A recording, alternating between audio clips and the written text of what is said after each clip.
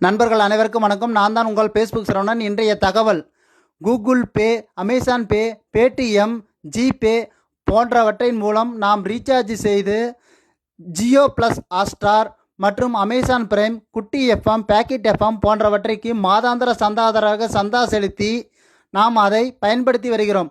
அப்படி இருக்க நாம் ஒரு மாதத்துக்கு சந்தா செலுத்தினால் 2056 வரை, அதாவது 21 ஆண்டுகள் வரை அவர்கள் மாதம் சந்தாதாரராக, நம்ம தொடர் சந்தாதாரராக நம்மை தக்க வைத்துக் கொள்வதற்காக ஆட்டோ பே என்ற ஆப்ஷனை உருவாக்கி நமக்கே தெரியாமல் மாதாந்திர சந்தாதாரராக நம்மை தக்க வைத்துக் கொள்கிறார்கள்.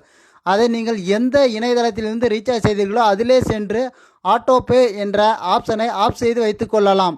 இது பலருக்கும் தெரியும். தெரியாதவர்கள் இந்த தகவலை பயன்படுத்தி கொண்டு ஆட்டோ பே என்ற ஆப்ஷனை அணைத்து வைத்து கொள்ளுங்கள்.